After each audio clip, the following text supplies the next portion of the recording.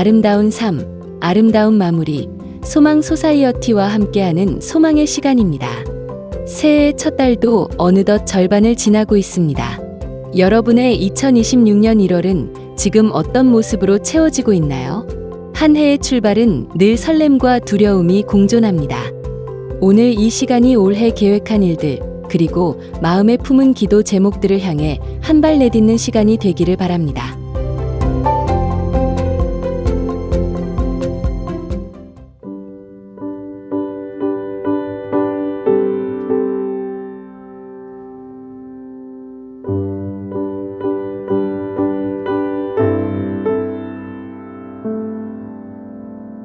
예수가 우리를 부르는 소리 금성 부드러워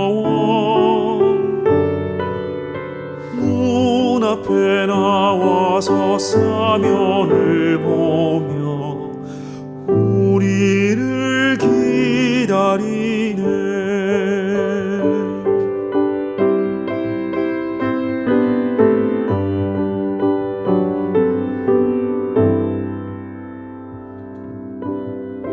간절히 오라고 부르실 때에 우리는 지체하랴. 주님의 은혜를 왜 아니 받고 못 들은 채 하려나.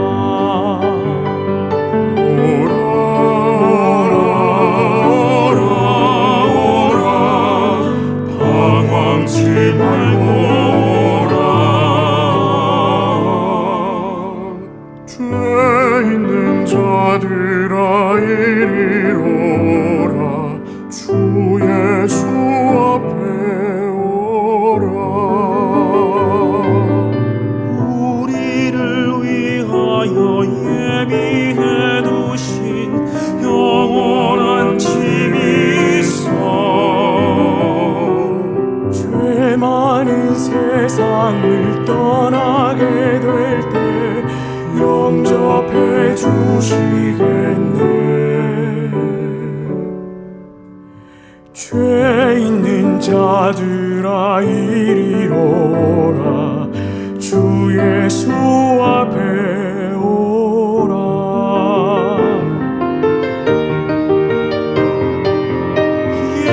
예수가 소리 금성 부드러워 문 앞에 나와서 사면을 보며 우리를 기다리네. 오라 오라 오라 방황치 말고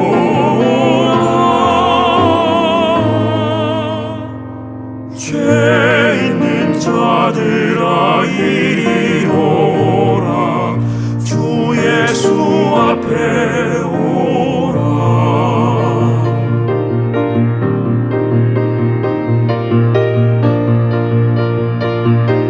주 예수 앞에 오라.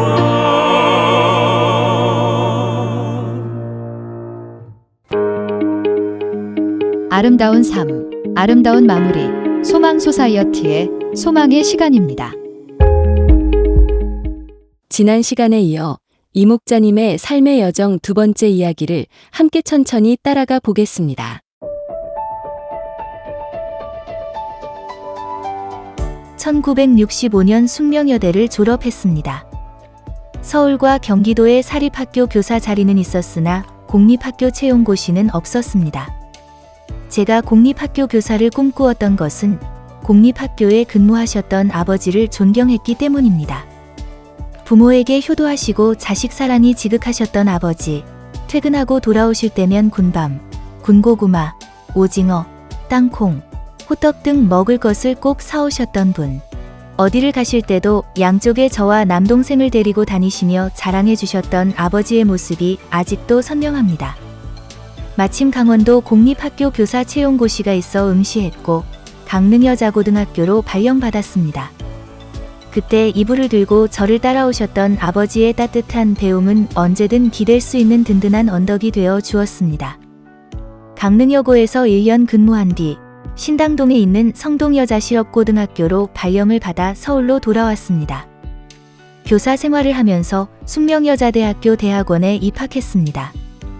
대학원에 들어가는 것이 무척 어려웠지만 졸업만 하면 직장의 문이 많이 열리고 교수로 가는 길도 보증수표처럼 열려있던 시절이었습니다.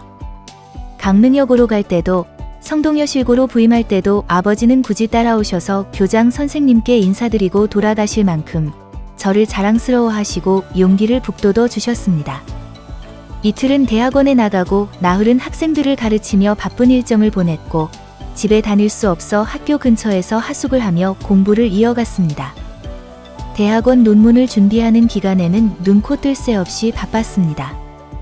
졸업을 위해 제출된 모든 논문은 문교부에 등록되었는데 생각지도 않게 1등 논문 우수자로 뽑혀 신문에 발표되는 영예를 얻었습니다. 그 후 H종합대학교의 시간 강사로 임용되어 고등학교 교사 생활과 대학 강의를 병행했습니다. 대학 교수들 중에는 일본 유학파가 적지 않았고 그들을 보며 저 역시 새로운 도전과 비전을 품게 되어 미국 유학을 준비했습니다. 유학 준비 과정에서 한 변호사를 만났는데 미국 유학을 가면 영주권 문제로 고생하게 될 수 있으니 가정과 졸업생에게 유리한 비자를 신청하는 것이 수월할 것이라고 조언해 주셨습니다. 당시 미국에는 영양사가 부족했고 미국 이민국에서 요구하는 영양사 관련 과목 중 가정과 이수학점이 인정된다고 했습니다. 변호사의 조언을 따라 비자를 신청했고 예상보다 빨리 비자가 나와 1971년 1월 30일 시카고로 입국했습니다. 미국에 들어오기는 했지만 미국 영양사 자격을 얻기 위해 부족한 학점을 채우는 일은 여간 어려운 것이 아니었습니다. 시험 준비를 위해 여름 학기까지 수강하면서 생활비와 기숙사비를 벌기 위해 시카고에 있는 힌드데일 병원 부업해 일자리를 얻었습니다. 새로운 직장 환경에 적응하는 것도 어려웠고 무엇보다 눈과 귀에 영어가 들어오지 않아 매일이 바늘방석처럼 조마조마했습니다. 부엌에서는 전화 받는 일이 많았는데 영어 때문에 전화 받는 것이 제일 두려웠습니다. 전화가 많은 날은 어찌나 떨렸는지 며칠씩 몸살을 앓기도 했습니다. 시간이 해결해 줄 문제가 아니었습니다. 한국에는 없었던 야채인 브로콜리, 피망 등 병원 메뉴에 사용되는 식재료의 이름과 모양을 익히기 위해 저는 마켓에 가서 살다시피 했습니다. 오늘은 이쪽 줄, 내일은 저쪽 줄, 섹션마다 외워가며 이름과 모양을 익혀 나갔습니다. 영어 실력은 부족했지만 저는 진심과 정성을 다해 환자들을 대하고자 마음을 다했습니다. 세월이 흐르자 회복된 환자들이 감사 인사를 전하러 꽃과 초콜릿 같은 선물을 들고 찾아왔고 그럴 때마다 주변 동료들은 어떻게 하길래 퇴원하는 환자들이 너한테만 이렇게 선물을 사들고 오느냐며 부러워했습니다. 받은 선물은 키친과 오피스 직원들과 나누었고 저는 그 따뜻한 마음 자체가 저에게 큰 힘이 되었습니다. 하지만 제겐 여전히 외로움이 있었습니다. 내 나라 말을 마음껏 나눌 사람이 없었고 차도 없었고 병원에서는 무거운 그릇까지 싣는 고된 일이 이어졌습니다. 집에서 먹는 음식도 부실했고 몸과 마음이 모두 지쳐가면서 통통했던 몸은 점점 야위어 갔습니다. 힘들었던 시간은 길게만 느껴졌으나 부족한 학점을 모두 취득한 후 힌드데일 병원에서 추천서를 받아 LA 버뱅크에 있는 세인트 조셉 병원으로 오게 되었습니다. 이곳에서 6개월 트레이닝을 마치고 ADA 멤버가 되었고 환자 침대가 500개 있는 규모 큰 병원에서 정식 영양사로 취직할 수 있었습니다. 시설도 좋고 대우도 좋고 인심이 좋은 병원으로 알려진 곳이었습니다. 저는 마켓에서 음식 재료를 고르고 제 손으로 만든 음식을 누군가에게 대접하는 것이 너무 기쁩니다. 바나나 하나를 사도 어머, 너 여기 있었구나. 우리 사랑해보자라고 속삭이며 고르곤 합니다. 음식 재료를 사는 순간부터 정성 들여 만들고 예쁘게 식탁에 올려놓고 그것을 맛있게 먹으며 즐거워하는 사람들을 보면 저는 행복합니다. 건강한 재료, 건강한 조리 방법을 통해 제가 만든 음식을 먹는 사람들이 건강해질 것이라는 믿음이 제 안에 있습니다. 그 믿음 덕분에 제 자신도 힐링을 받습니다. 음식을 할 때마다 새로운 아이디어가 떠오르고 똑같은 음식도 다른 맛으로 재창조되곤 합니다. 같은 요리를 먹는데도 매번 다른 음식을 먹는 것 같다라는 말을 들으면 기쁘고 더 큰 용기가 생깁니다. 음식 만드는 일에 흥미가 많았던 저는 대학 진학 때도 망설임 없이 가정과를 선택했습니다. 한국에서 학생들을 가르칠 때도 미국에서 영양사로 일할 때도 단 한 번도 실증을 내본 적이 없는 저 자신을 바라보며 음식 만드는 일은 하나님께서 제게 주신 선물이라는 확신을 갖게 되었습니다.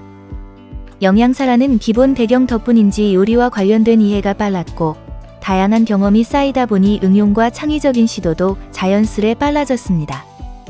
저는 이렇게 기도합니다. 이 기도를 냉장고에 붙여두고 매일 읽으며 부엌에서 일합니다. 하나님, 저의 작은 부엌을 축복해 주세요. 저는 이 부엌 구석구석을 사랑합니다. 냄비와 그릇을 씻고 요리할 때마다 제게 복을 내려주세요. 제가 음식을 준비할 때마다 주님의 크신 축복과 은혜, 그리고 무엇보다도 주님의 크신 사랑이 가득한 음식이 되도록 축복해 주세요. 우리가 식탁 앞에 놓인 음식을 먹을 때마다 날마다 일용할 양식을 주시는 주님께 감사하는 것을 잊지 않겠습니다.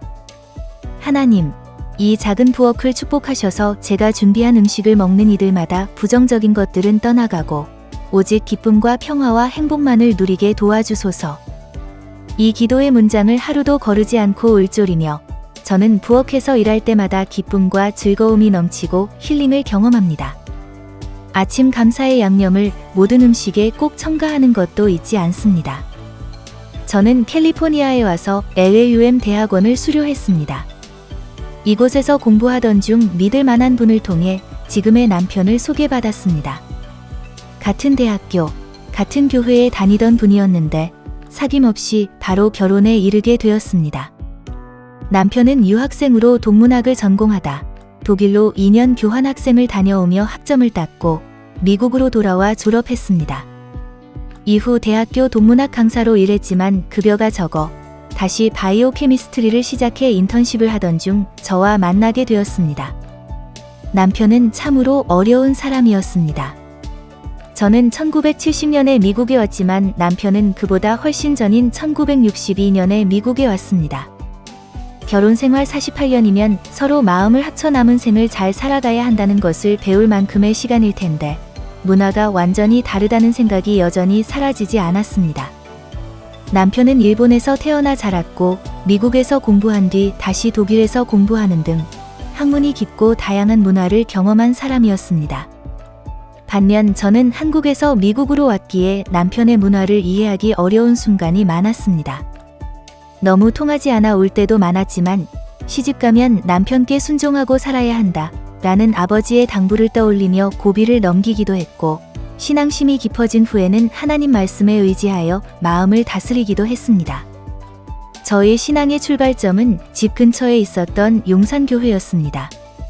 넓은 정원을 가진 우리 집은 높은 곳에 있었는데 내려가는 길에 용산교회가 있었습니다. 남정국민학교 1학년 때였던가 김경애인지 김경자인지 기억이 가물가물하지만 그 친구를 따라 용산교회를 처음 나가게 되었습니다. 그 후 쭉 교회를 다니기는 했지만 미국에 온 후 많은 어려움을 겪으며 신앙심이 더욱 깊어졌습니다. 사막처럼 끝이 보이지 않는 막막한 순간에도 길을 열어주시는 하나님을 체험하는 일들이 이어졌습니다. 공부하기는 어렵지만 일하기는 쉬운 직업이 영양사라고 느낄 만큼 병원 일이 익숙해질 즈음 저는 첫 아이를 가졌습니다. 제 보물 같은 큰아들 마크와 둘째 아들 폴, 3살 터울로 아들 둘을 낳았을 때 얼마나 기뻤는지 모릅니다. 하지만 직장을 다니느라 아이들을 충분히 돌보지 못한 것이 늘 마음에 걸렸습니다. 아이들과 시간을 더 보내기 위해 근무 시간을 줄이고 여러 곳에서 파트타임으로 일하며 경력을 이어갔지만 아이들에게 미치는 손길은 여전히 부족했습니다. 그럼에도 제가 잘한 일이 하나 있다면 아이들이 어릴 때 성경 시편을 읽도록 한 것이었습니다. 사실 영작을 잘하게 만들기 위한 수단으로 선택한 일이었지만 하나님께서 그 일을 선으로 바꾸어 주셨습니다. 아이들은 엄마의 말을 전적으로 순종하며 그날의 구절을 묵상했습니다. 시편에 나를 지칭하는 구절이 나오면 자기 이름을 넣어 읽도록 했는데 아이들은 그대로 실천했고 어느 날부터인가 말씀의 은혜를 받는 일이 일어났습니다. 그 모습을 보며 저는 감격해 하나님께 감사 기도를 올렸습니다.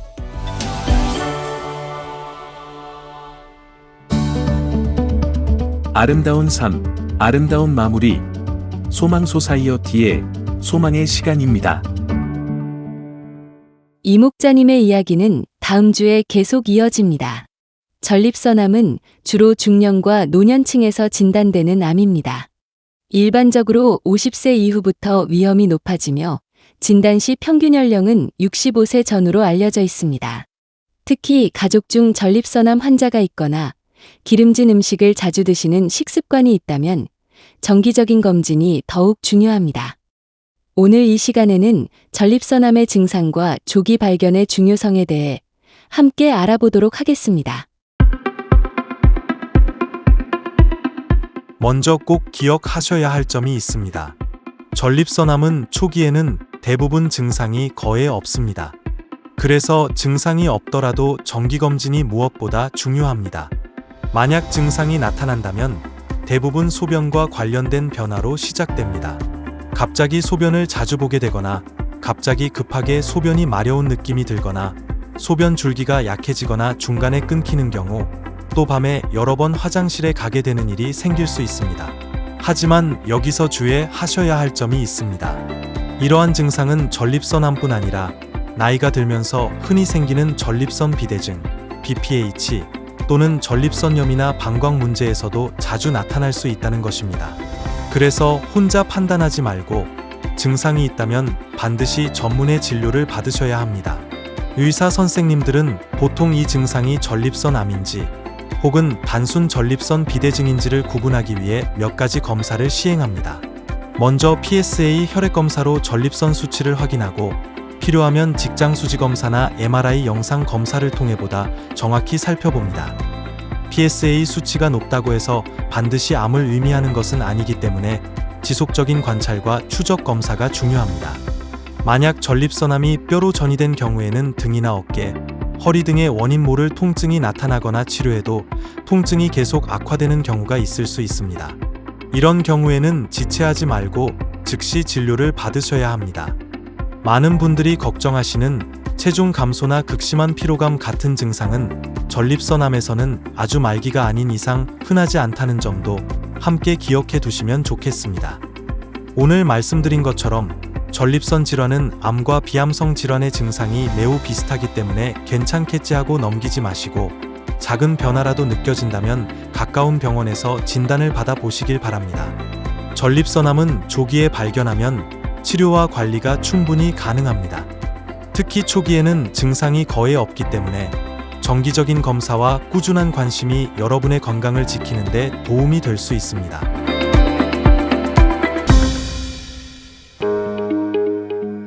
아름다운 삶, 아름다운 마무리, 소망 소사이어티의 소망의 시간입니다.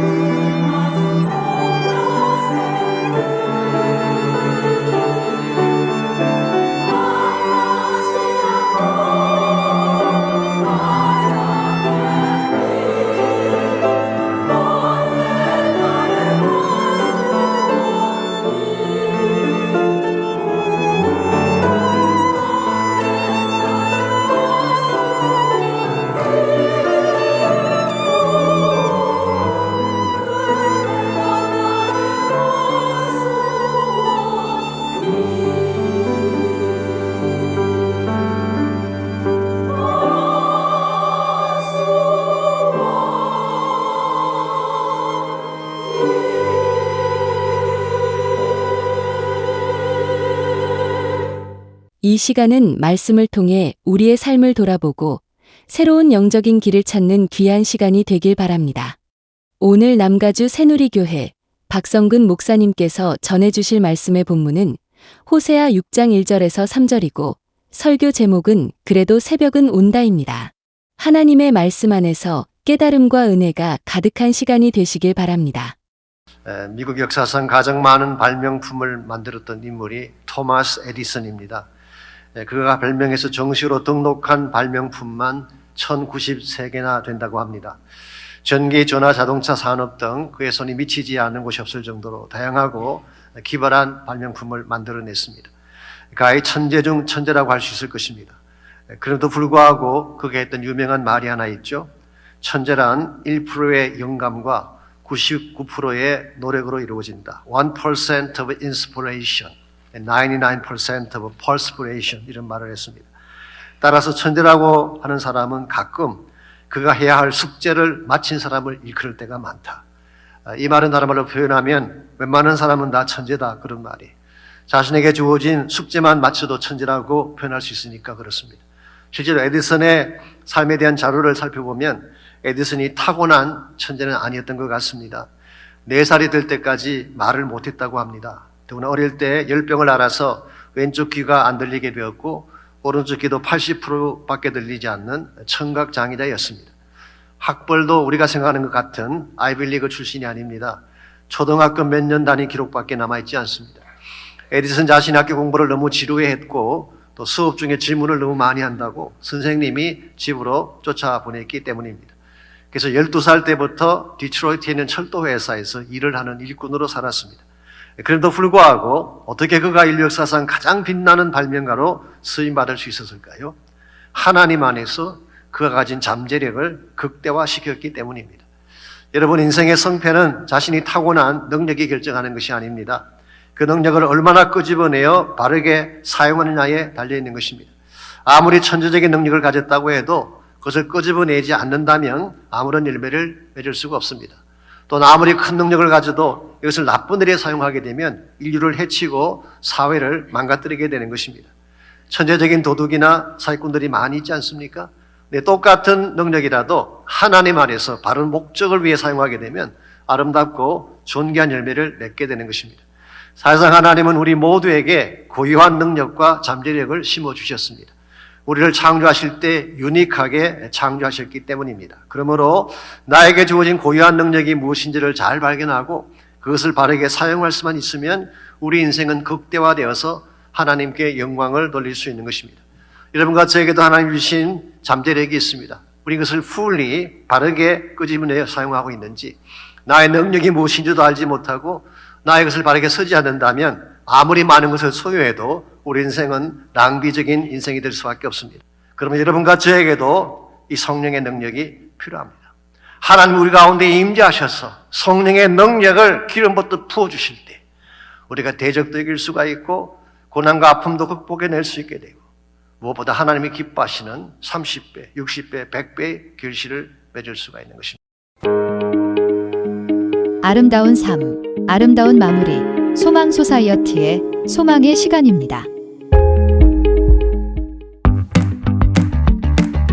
소망 소사이어티는 아름다운 삶, 아름다운 마무리라는 슬로건을 걸고 한인 시니어들의 웰빙, 웰에이징, 엘다잉을 위한 교육과 관련 프로그램을 제공하는 비영리 단체입니다.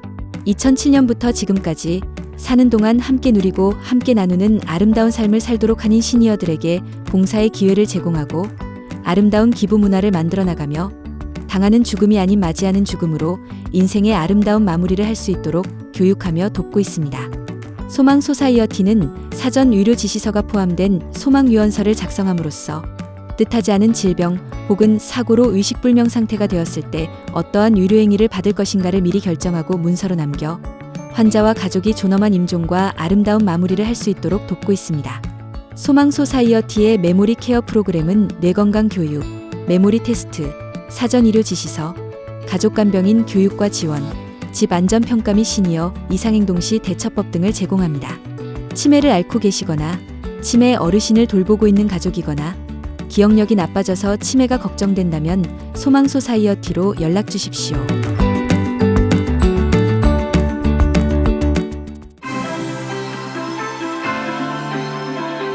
소망의 시간은 에이시안 워맨 리더십인 필란트로피 펀드 후원으로 제작되었습니다.